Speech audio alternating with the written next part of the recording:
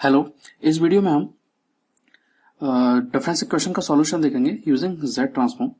अगर हम difference equation की बात करें तो सबसे पहले हम सिस्टम को समझते हैं कि सिस्टम जो है वो क्या होता है, क्योंकि सिस्टम का ही किसी भी फिजिकल सिस्टम का ही मैथमेटिकल रियलाइजेशन हम इक्वेशन की फॉर्म में करते हैं। तो पहले हम सिस्टम को देखते हैं, जो सिस्टम है वो है क्या, ठीक है। और फिर सिस्टम को हम लेकर डिस्क्रीट टाइम सिस्टम में लेकर के जाएंगे। सपोज मैंने ले लिया h n y n x n, ठीक है। तो यहां जो एक्स एन है वो क्या है, जो एक्स एन है वो यहां पर कोई इनपुट है, कोई भी हम यहाँ पे सिग्नल दे सकते हैं, एनी आर्बिट्री सिग्नल यहाँ पे दे सकते हैं, ठीक है। एच एन जो है वो क्या है इसका, एच एन इसका हम कह सकते हैं कि काइंड ऑफ इम्पल्स रिस्पॉन्स हम इसको कह सकते हैं, इसका हम ट्रांसफर फंक्शन इसको कह सकते हैं। और जो वाई एन है, वाई एन क्या है इसका, वाई एन इसका आउटपुट या इस पूरे सिस्टम का रिस्पॉन्स, ठीक है। तो यहां पर हम अगर एच एन की बात करते हैं तो एच एन जो मिलेगा वो क्या मिलेगा मुझे, y n upon x n मिलेगा, ठीक है। और अगर आपको क्या निकालना है, केवल आउटपुट निकालना है, वाई एन इक्वल टू क्या हो जाएगा, एच एन एक्स एन। तो बेसिकली ये जो है हमारा, ये पूरा क्या है डिस्क्रीट में, क्योंकि हमारा कैसा है, ये डिस्क्रीट सिग्नल है, ये डिस्क्रीट सिस्टम है, ये हमारा डिस्क्रीट रिस्पॉन्स है पूरे ओवरऑल सिस्टम का। जो अगर हमने क्या करा, एक्शन को किसी सिस्टम पर हमने इसको अप्लाई किया है तो हमें क्या मिला, यहाँ पर रिस्पॉन्स मिला, तो वो भी कैसा मिलेगा, डिस्क्रीट मिलेगा। तो जो डिस्क्रीट जो मिलता है वो हमेशा किस फॉर्म में मिलेगा हमें, h n convolution of x n की फॉर्म। और ये हम अच्छे से ये हम जानते हैं कि कन्वॉल्यूशन हम कैसे फाइंड करते हैं, ठीक है।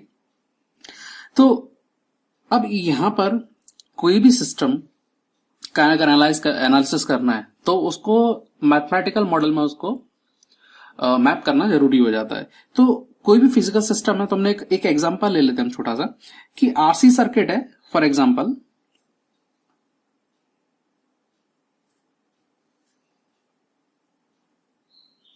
हम एग्जांपल के लिए आरसी सर्किट ले लेते हैं, ठीक है।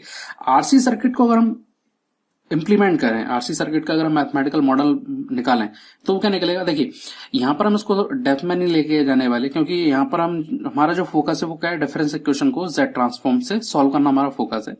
तो जितना इसमें हम उतना देखेंगे जितना हमें जरूरी है इसके लिए, ठीक है। तो हम यहाँ पर पूरा डेप्थ में डेरिवेशन नहीं देखेंगे, क्योंकि हमें सिस्टम को समझना है सबसे पहले कि सिस्टम क्या है और उसमें डिफरेंस इक्वेशन का जो रोल होता है वो क्या होता है, ठीक है। तो यहां पर हम इन शॉर्ट चलेंगे, ठीक है। तो आरसी सर्किट का अगर हम इक्वेशन निकालते हैं तो वो क्या निकलती है, d RC d y upon d t, और ये शायद हम निकाल चुके हैं पहले, ठीक है। Y t equal to x t. तो ये किस में निकला है, ये निकला है कंटिन्यूअस में, क्योंकि जो टी जो हम लेते हैं वो किस में लेते हैं हम, कंटिन्यूअस के लिए। टी जो हमारा जो आता है वो आता है हमारे कंटिन्यूअस के लिए, ठीक। अब ये जो कंटिन्यूअस में तो आ गया, अब हमें तो जरूरत है डिस्क्रीट की, तो डिस्क्रीट में कन्वर्ट करते कैसे, हमें पता है कि टी इक्वल टू अगर मैं एन टी एस पुट कर दूं तो यहां पर जो टी एस है वो क्या है, जो टी एस है वो क्या है, सैंपलिंग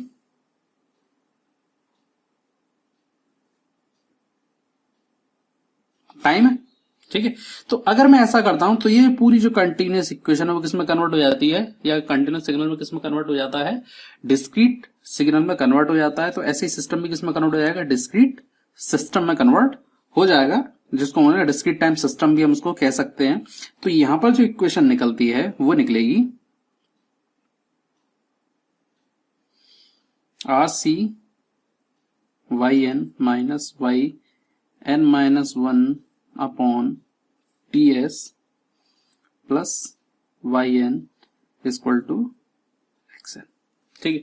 तो ये हमारी जो कंटिन्यूअस टाइम सिस्टम की इक्वेशन थी वो किस में कन्वर्ट कर ली हमने, डिस्क्रीट टाइम में हमने इसको कन्वर्ट कर लिया। ये कन्वर्ट करने से हुआ क्या भाई, जो हमने डिस्क्रीट टाइम में कन्वर्ट किया, कन्वर्ट करने से हुआ क्या, अभी आगे हम इसको थोड़ा सा डिस्कस करते हैं। तो पहले हम इसकी जो इक्वेशन है, हमने कई बार पढ़ा हुआ है कि जो डिफरेंस इक्वेशन की स्टैंडर्ड फॉर्म होती है, तो स्टैंडर्ड फॉर्म में हम एक बार इसको लेकर के आ जाते हैं, ठीक है। तो कैसा वो दिखता है, ठीक है। उसके बाद हमें समझ में आएगा कि इसमें कौन कौन से पैरामीटर बहुत ज्यादा इंपॉर्टेंट हो जाते हैं और सॉल्यूशन के लिए हम क्या क्या प्रोसीजर्स में फॉलो करते हैं, ठीक है। तो यहां पर हम ले लेते हैं कि कोफिशिएंट जो हमें मिलेगा टी एस अपॉन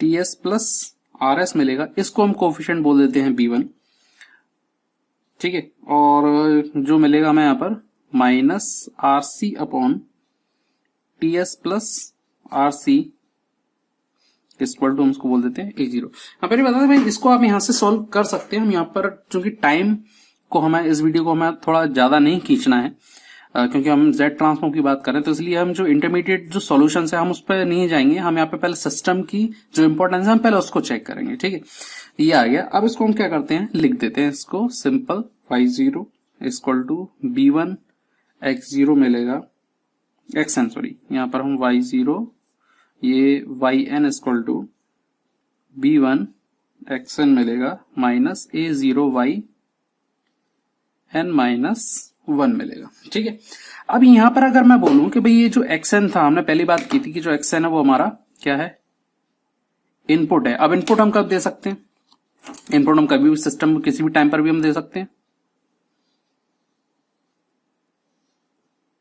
ये इनपुट है हमारा, इस इनपुट को हम कभी भी दे सकते हैं। तो हमने मान लिया कि भाई एट टाइम इक्वल टू, बिल्कुल इनिशियल में ही हमने टी इक्वल टू जीरो पे हमने क्या करा, एक्सएन को हमने क्या करा, इनपुट को हमने अप्लाई कर दिया। ठीक है, तो इससे मिला क्या, तो y zero equal to b one x zero मिलेगा minus a zero y of minus one. यही एक इंपॉर्टेंट फैक्टर होता है किसी भी सिस्टम में, कि जब हम इसको रियलाइज करते किसी फिजिकल सिस्टम को, तो हमें कुछ पैरामीटर देखने को मिलते हैं। इसमें अगर हम इसकी बात करें y ऑफ माइनस वन की अगर हम बात करते हैं, तो इसको बोलते हैं हम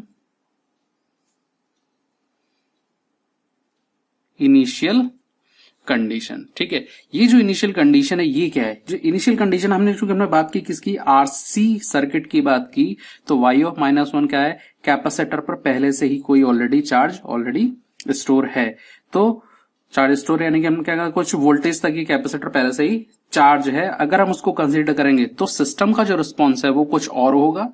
अगर हम डिस्चार्ज कैपेसिटर यूज कर रहे हैं, यानी कि उस पर कोई पहले से कोई चार्ज नहीं है, कोई वोल्टेज तक ये चार्ज नहीं है, तो सिस्टम का रिस्पॉन्स कुछ और होगा। तो ऐसे में जो इनिशियल कंडीशन है सिस्टम में, ये इनका इंपॉर्टेंस काफी बढ़ जाता है, क्योंकि ये जो इनिशियल कंडीशन है ये क्या प्रोवाइड करती है, ये इंफॉर्मेशन प्रोवाइड करती है कि उसमें स्टोरेज डिवाइसेस कितने हैं। ठीक है, यहां ध्यान रखना कि ये स्टोरेज डिवाइसेस में कितने। साथ ही साथ ये जो इनिशियल कंडीशंस होती हैं ये सिस्टम के ऑर्डर को भी डिफाइन कर देते हैं। इन इनिशियल कंडीशंस की हेल्प से हम क्या कर सकते हैं कि इसमें जो सिस्टम का ऑर्डर है वो भी हम इसमें पता कर सकते हैं। जैसे हम यहाँ पे एक सिंपल सी क्वेश्चन है, ये कितने ऑर्डर की इक्वेशन है, वन ऑर्डर की इक्वेशन, तो इनिशियल कंडीशन कितनी आई है, वन आई है। इसका मतलब ये हो कि अगर इसमें अगर दो इनिशियल कंडीशन होती, गिवन होती, एग्जाम्पल के लिए अगर इसमें दो इनिशियल कंडीशन, तो ऑर्डर कितना हो जाता, वो टू होता। ठीक है, तो यहाँ पर यहाँ पर हमें दो चीजों की इंफॉर्मेशन मिलती है। पहला कि सिस्टम में स्टोरेज डिवाइसेस कितने हैं, यानी कि इनिशियली एनर्जी स्टोरेज डिवाइसेस में कितने हैं। दूसरा कि इसका ऑर्डर कितना बनेगा, कितना होगा, हम इनिशियल कंडीशन से भी ये चीजें फाइंड कर सकते हैं। ठीक है, अब ये तो हो गया।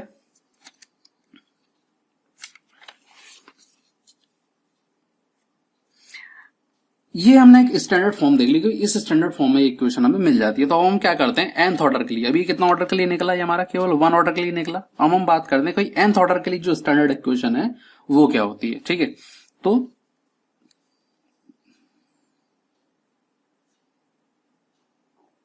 nth ऑर्डर ऑफ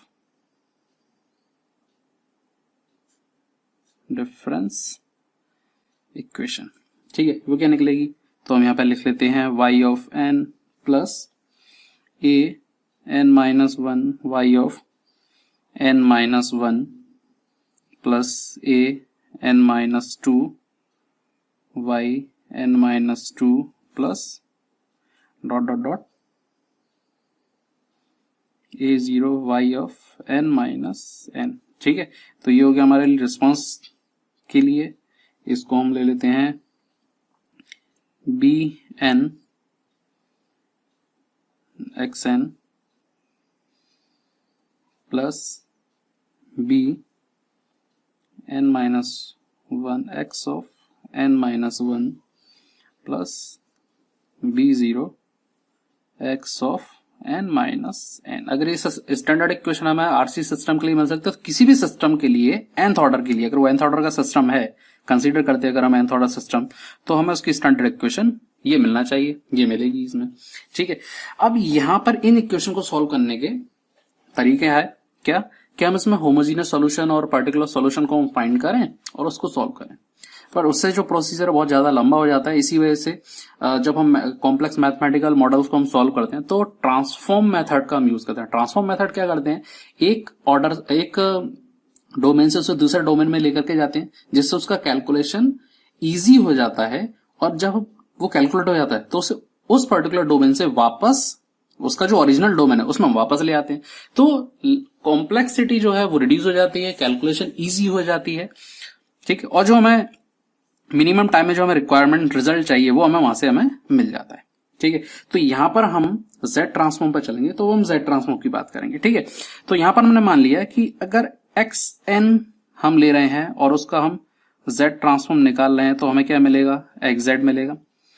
YN निकाल रहे हैं तो उसका Z ट्रांसफॉर्म है YZ मिलेगा। जो रिक्वायरमेंट है वो हमने यहाँ पर पूरी करते जा रहे हैं। ठीक है, अब यहां पर हमें कुछ टर्म मिल रही है, इसको देखें हम जरा। ठीक है, यहां पर अगर हम देखें तो ये क्या है, yn-1, yn-2, ये सब क्या है, इसकी डिले फंक्शन है, डिले सिग्नल्स के साथ ही हमें यहां पर मिल रहे हैं। ठीक है, ये xn-1, ये xn-n, तो ये सब क्या है, डिले। तो डिले के केस में Z ट्रांसफॉर्म की प्रॉपर्टी हम पढ़ चुके हैं। ठीक है, तो यहां पर हम दोनों के लिए इसको पुटअप कर लेते हैं, दोनों को यहां पर लिख लेते हैं कि भाई जो डिले की फॉर्म में, डिले प्रॉपर्टी में हमें जो Z ट्रांसफॉर्म यूज करना है वो कैसे हमें इसमें यूज करना है। और उसके लिए बात ध्यान रखना है कि अब हम इसमें, क्योंकि हमने पहले ही बात की कि यहाँ पे क्या आ रहा है, इनिशियल कंडीशन आ रही है, तो हमें डिले प्रॉपर्टी को तो यूज करना है, साथ ही साथ इसमें जो डिले है उसको भी हमें वहां पर कंसीडर करना है। तो ऐसे में जो प्रॉपर्टी है वो लिख सकते हैं एक्स ऑफ n माइनस के जो होगा वो हो जाएगा, इसका Z ट्रांसफॉर्म अगर हम फाइंड करें तो Z power minus k XZ plus sigma n equal to 1 to k x of minus n Z power n हो जाता है। ये हो गया डिले के लिए। अगर एडवांस दिया हो तो हम उसको भी लिख लेते हैं, ताकि कभी न्यूमेरिकल आए उसमें अगर पूछा जाए आपसे कि एडवांस के लिए अगर आपको गिवन हो तो हम कैसा फाइंड करेंगे। ठीक है, तो हम इसका Z ट्रांसफॉर्म निकाल लेते हैं। Z पावर क्या आ जाएगा, ये K हो जाएगा XZ minus n equal to 0 to K minus 1 x of n Z power minus n, ये हो जाएगा। और दोनों में ही जो K है वो ग्रेटर देन 0 होगा दोनों के लिए। ठीक है, तो यहां पर मैंने x के लिए लिख लिया, y के लिए मैं नहीं लिख रहा हूं, क्योंकि जहां पर भी x दिख रहा है वहां पे आप उसको y पुट कर दो तो ये y के लिए भी हो जाएगा। ठीक है, क्लियर। अब यहां पर हम जो जरूरी है पैरामीटर्स हम उसको फाइंड कर लेते हैं। एग्जाम्पल के लिए x of -1, x of n-1, हम n-1 को लिख लेते हैं। यहाँ पर एग्जाम्पल के लिए n-1 को लेंगे तो क्या मिलेगा, ऊपर वाले इक्वेशन में ये जो 1 है ये ऊपर वाले equation as it is put करो और इसे सॉल्व कर लो, तो x ऑफ XZ मिल जाएगा प्लस x ऑफ -1 है तो ये x of Z of -1 x of -1 मिलेगा। ठीक है, x ऑफ n+1 जो होगा वो Z XZ minus x0 Z हो जाएगा। सेम एज x ऑफ, अगर मुझे n-2 फाइंड करना है तो अब जरा देखो क्या हो रहा है, इसमें 1 था, इसके बाद क्या हुआ, ये 1 यहां से हट गया, यानी कि एक क्या होगा, डिक्रीज होगा, यहां पर एक डिक्रीज होगा। तो जैसे यहां पे आया तो Z पावर -2 लिखो, XZ लिखो, प्लस x ऑफ -1 लिखो, Z पावर -1 लिखो। ठीक है, प्लस x ऑफ -2 लिख दो। ठीक है, तो Z जो है एक डिक्रीज लेकर के चलना है, और एडवांस में ये चीज Z² XZ थोड़ा चेंज हो जाती है, क्योंकि प्लस की जगह में क्या आ जाएगा, माइनस आ जाएगा, minus x0 Z² minus x of 1 Z। तो बस ये पॉजिटिव के जो एडवांस होगा उसके लिए ये प्रॉपर्टी हमें यहाँ पे पुट करना है। तो जो जरूरी था वो हमने ले लिया, हम इसमें आगे भी इसको निकाल सकते हैं जैसे जैसे हमें न्यूमेरिकल में जरूरत होगी वैसे वैसे। ठीक है, तो अब इस पूरे सिस्टम को, ये जो हमने अभी तक स्टडी किया है, इसको हमने कि डिफरेंस इक्वेशन हमें जेड ट्रांसफॉर्म से सॉल्व करना, तो अब एक न्यूमेरिकल लेते हैं और न्यूमेरिकल से इसको समझते हैं कि कैसे ये सॉल्व होगा। ठीक है, तो क्वेश्चन ले लिया हमने yn minus 4y n minus 1 plus 4y n minus 2 is equal to xn minus x of n minus 1। ठीक है, गिवन इनिशियल कंडीशंस क्या गिवन है इसमें? गिवन है कि y ऑफ माइनस 1 और y ऑफ माइनस 2 ये सब क्या है? 0 है। इसका मतलब ये देखो, इस क्वेश्चन में क्या है हमारे पास? 0 गिवन है। ठीक है, इसका मतलब जहां भी इनिशियल कंडीशन आपको दिख रही है, माइनस 1 0 जो भी इनिशियल कंडीशन दिख रही है वो सब क्या हो जाएंगी? 0 हो जाएगी। ठीक है, तो अब इसको सॉल्व कर दें।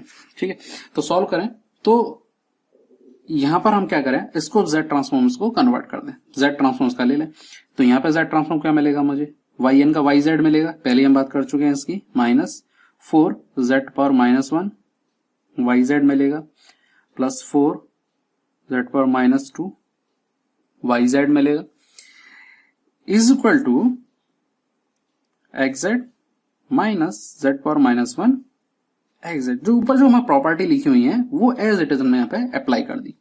ठीक है, क्योंकि इनिशियल कंडीशन 0 है तो हम इनिशियल कंडीशन को यहाँ पे कंसीडर नहीं करेंगे। अगर गिवन होती तो हमें यहाँ पे इनको यूज करना पड़ता। ठीक है, यहां तक आ गया। अब यहां पे हम क्या करें, yz को कॉमन ले लें। ठीक है, yz को कॉमन लेंगे तो हम कॉमन लेंगे तो क्या मिलेगा यहाँ पे? 1 minus 4 z inverse plus 4 z power minus 2 मिलेगा। यहां से हम xz को कॉमन ले लेते हैं, तो xz कॉमन लेंगे तो क्या मिलेगा हमें? xz कॉमन लेने के बाद मिलेगा 1 माइनस z इनवर्स। ठीक है, आगे अब जो रिक्वायर्ड है हमें क्या फाइंड करना है? इंपल्स रिस्पॉन्स फाइंड करना है, यानी कि हमें hz फाइंड करना है। ठीक है, hn फाइंड करना है। कैसा अगर आप बोले सिस्टम के लिए तो हमें क्या करना है? डिस्क्रीट टाइम में हमें ये hn फाइंड करना है, तो हम इसको यूज करेंगे yn अपॉन xn, यानी कि अगर हम इसका ट्रांसफॉर्म निकालें तो hn का ट्रांसफॉर्म क्या हो जाएगा? hz हो जाएगा, yn का z ट्रांसफॉर्म yz, xn का z ट्रांसफॉर्म xz। ठीक, तो यहां पर हम इसको लिख लेते हैं, yz अपॉन xz हो जाएगा। तो यहां पे हम इसको लिख सकते हैं 1 माइनस z इनवर्स, तो ऐसा कैसे रह जाएगा, और ये वाली पूरी टर्म क्रॉस मल्टीप्लाई हो जाएगी डिनोमिनेटर के लिए, 1 minus 4 z inverse plus 4 z power minus 2। Agree? अब इसे सॉल्व करना है। ठीक है, तो सॉल्व कैसे किया जाए? सॉल्व करने के लिए हमारे पास 3 मेथड है, लॉन्ग डिवीजन, पार्शियल और रेसिड्यू। तो यहां पर मैं रिकमेंड करूंगा कि आप यहां पर रेसिड्यू मेथड का यूज करें। ठीक है, तो रेसिड्यू मेथड का हम यूज करें तो रेसिड्यू मेथड के लिए हम इसको चेंज कर लेते हैं थोड़ा सा। यहां पर z इनवर्स ऐसे कॉमन ले लो, यहां पर z माइनस 1 आ जाएगा upon z power minus 2 z square minus 4z plus 4z आ जाएगा। तो यहां से इसको हम कैंसिल करें तो एक z नीचे कैंसिल हो जाएगा, एक z से एक z, तो एक z ऊपर आ जाएगा, z minus 1 upon z square minus 4z plus 4z। हो गया? ठीक है, अब ये देखो, इसको जरा डिनोमिनेटर को देखो। रेसिड्यू मेथड से पहले हम क्या करें, इसको फैक्टर फॉर्म में लिख लें। अगर हम फैक्टर फॉर्म में लिखें तो ये किसका फैक्टर बन रहा है? z square minus 4z plus 4z। तो ये जो फैक्टर है ये है एक्चुअली z माइनस 2 का होल स्क्वायर। ठीक है,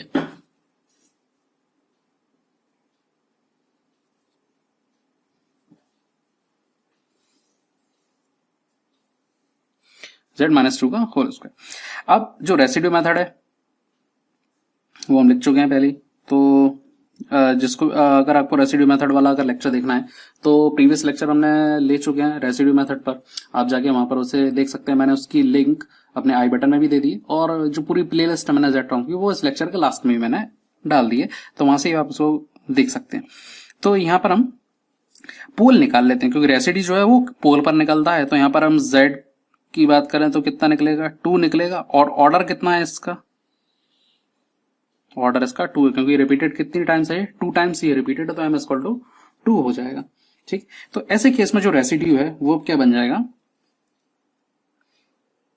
रेसिड्यू z इक्वल टू 2 पे अगर हम फाइंड करेंगे, किसके लिए, हम ऑलरेडी बात कर चुके हैं z एक्स जेड और z पावर n माइनस 1 के लिए हम फाइंड करते हैं, और जितने भी रेसिड्यू आएंगे उन सबको ऐड कर दो। अब यहाँ तो एक ही रेसिड्यू निकलना है, क्योंकि एक ही पोल है तो एक ही रेसिड्यू निकलेगा। तो निकालते हैं हम इसको यहां पर। ठीक है, तो ये निकलेगा limit z to 2 d upon d z आ जाएगा, क्योंकि m 2 है तो 2 माइनस 1 चलता है। ठीक है, यहां पे क्या आ जाएगा, z माइनस 2 का square, z minus 1 upon z minus 2 का स्क्वायर हो जाएगा, और यहां पे क्या आ जाएगा, multiply z power n minus 1, ये हो जाएगा। ठीक है, तो यहां से z minus 2 square, z minus 2 square cancel हो गया। ठीक है, इसको हम अगर हम लिखें, रिजल्ट जो ओवरऑल रिजल्ट मिलेगा वो क्या मिलेगा मुझे, limit z tends to 2 d upon d z, z और z पावर माइनस 1 तो z पावर n और z माइनस 1 ये मिल जाएगा, क्योंकि ये 1 है और ये माइनस 1 है, तो ये जो हमारे जो मल्टीप्लाई होता है उसमें पावर ऐड हो जाती है, तो ये z पावर केवल n बचेगा। अब क्या निकालना है, इसका z ट्रांसफॉर्म निकालना है। z ट्रांसफॉर्म निकालने के बाद वैल्यू इसमें पुट कर देना है। ठीक है, तो निकालते इसका z ट्रांसफॉर्म क्या निकलता है। ठीक है, इसका जो z ट्रांसफॉर्म निकलेगा,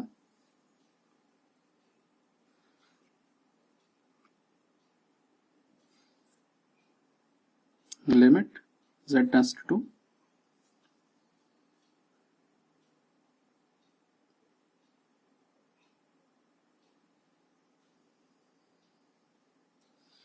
यहाँ पे निकलेगा n z power n minus 1 z minus 1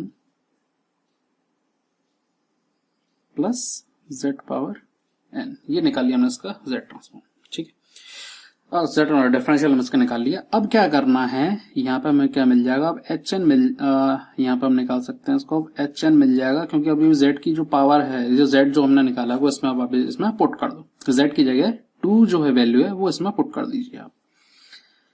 तो कितना मिल जाएगा, ये 2 की पावर n माइनस 1, 2 माइनस 1 1 बचेगा, प्लस 2 टू पावर n बचेगा। निकालें इसको, तो ये n माइनस 1 प्लस 2 की पावर n। ठीक है, तो इसको लिख सकते हैं 1 upon 2 n to the power n plus 2 to power n, और इसको हम लिख सकते हैं un। हाँ, इसमें आप ये भी कर सकते हैं कि जो 2 टू द पावर n है ऐसे आप कॉमन ले लें, तो और इसको हम रिजोल्व कर लेते हैं, तो 1 upon 2 n plus 1 to the power n un, ये हो गया हमारा inverse z transform for hz। तो यहां पर मैं रिकमेंड करूंगा कि जब ये डिफरेंस इक्वेशन को सॉल्व करने के लिए, तो आप इसमें आप रेसिड्यू मेथड का यूज करें, इससे जो कैलकुलेशन है वो इजी हो जाएगी।